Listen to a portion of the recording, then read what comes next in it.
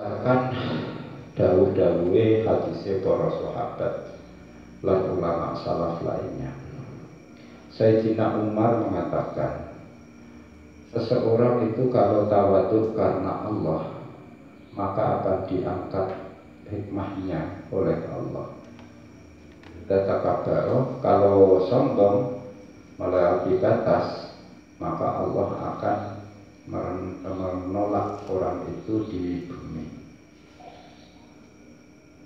Qala Isa bahwa fi nafsi kafirun karena kalau ditolak di bumi, maksudnya direndahkan di bumi, maka dia merasa dirinya terbesar, tapi di mata orang-orang akan hina, lebih hina daripada babi.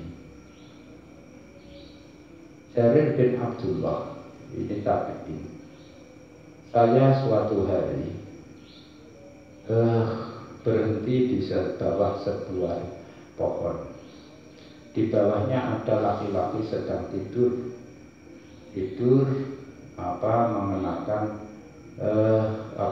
berteduh di bawah pohon itu mengenakan pakaian dari kulit. Terus matahari bergeser sehingga kulit itu yang dipakai itu tersingkap dan kepanasan orang yang tidur ini. Kemudian aku rapikan supaya dia tetap nyaman tidurnya. Tapi kemudian dia terbangun, membuka wajahnya, oh ternyata sahabat besar Salman Al-Farisi. Terus aku ceritakan apa yang aku lakukan, yakni menatapkan itu tadi pakaiannya itu. Terus kemudian Salman bilang, wahai Jarir, tawaduklah demi Allah kamu selama di dunia, karena barang siapa yang tawaduk demi Allah di dunia, maka di akhirat, di hari kiamat akan diangkat Allah. Jarir, kamu tahu gak gelapnya neraka itu karena apa? Betul membah, gelapnya neraka itu karena penganiayaan seseorang kepada orang lain ketika di dunia. Jadi neraka itu peteng, senajan geni. Tapi ini ya bahasa biasanya. Neraka itu digambarkan sebagai tempat yang gelap, surga tempat yang terang. Masa suwalike swarga itu padang, kok ngajen geni ya. Neraka ora ono genine, neraka itu padang, wong genine akeh. Swarga peteng ora ono genine, malah gawe contoh kok ngono. Penggambaran kok kebalik. Aisyah, kalian ini suka lupa ibadah yang paling mulia, sederhana apa? Tawadhu.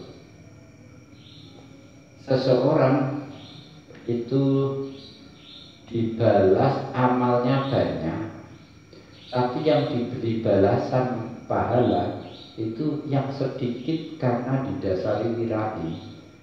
Jadi ngamal akeh sing diganjar iku sing sithik sebagian kecil saja, karena amal yang sebagian kecil disertai wirai. Istihad yang banyak itu yang diberi pahala, itu yang sedikit sebagian kecil saja, yang disertai dengan tawadhu. Imam Fudail ditanya, tawadhu niku napa? Tawadhu itu kamu mengikuti kebenaran. Yang benar kamu ikuti, meskipun kamu dengar kebenaran itu dari anak kecil, kamu bisa menerima.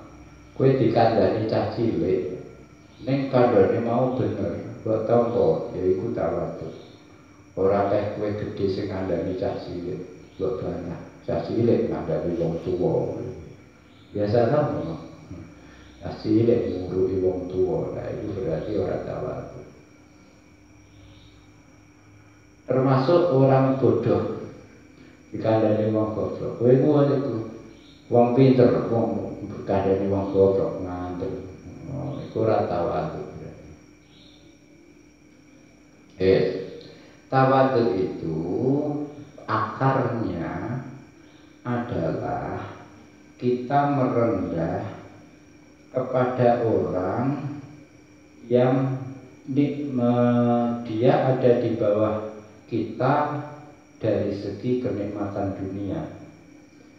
Jadi ada kenikmatan dunia diberikan kepada orang di bawah kita dia. Terus kita tawadhu kepada orang itu sehingga orang itu tahu bahwa kita ini secara duniawi tidak punya kelebihan dibandingkan dia. Angel iki. Ana wong fakir, kowe tawadhu sampai dia rumangsa sugih.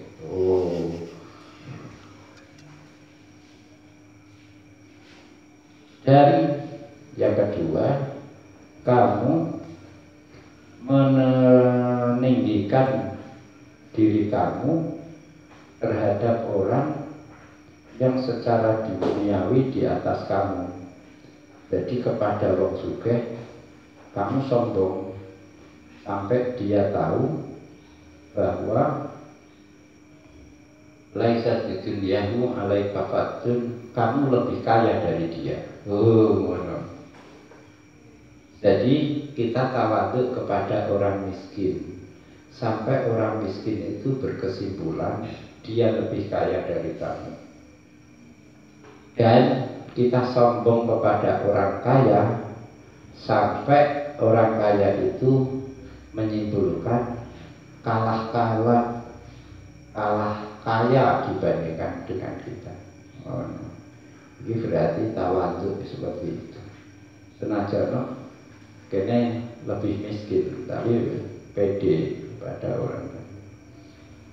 Terus barang siapa yang diberi di dunia ini punya kekayaan, punya ketampanan, punya pakaian, bahkan punya ilmu, kok tidak tahu disertai tawadhu, maka malah menjadi celaka di hari kiamat. Berarti piye ya, ana ora dikai bondo, ora dikai ilmu. Karena kalau tidak disertai tawadhu malah justru mencelakakan. Allah memberi wahyu kepada Nabi Isa. Kalau aku beri kamu nikmat, terimalah dengan tenang, dengan rendah hati. Pasti aku sempurnakan, tambahkan lagi nikmatnya. Ka'ab bin Ahbar, Allah tidak memberikan nikmat kepada seseorang di dunia lalu orang itu syukur dan tawadhu, kecuali berarti pasti ya, pasti Allah memberi manfaat dari nikmat itu. Terus di dunia, nanti di akhirat derajatnya ditinggikan. Jadi mensyukuri nikmat dan tawadhu pada nikmat itu akan mendapatkan manfaat nikmat itu di dunia dan menaikkan derajat di akhirat. Sebaliknya, kalau tidak mau bersyukur, tidak tawadhu, maka manfaatnya di dunia akan dihilangkan. Besok di neraka ya ditumplok yang neraka itu. Jadi nikmat itu kalau tidak disertai syukur dan tawadhu itu malah lebih mencelakakan daripada tidak ada nikmat. Tidak ada nikmat yang tawadhu. Tuh enak di wis sugih ora tawadhu, karo fakir tawadhu, enak sugih tawadhu suwe. Akilala dirnika abya qali abdil malikin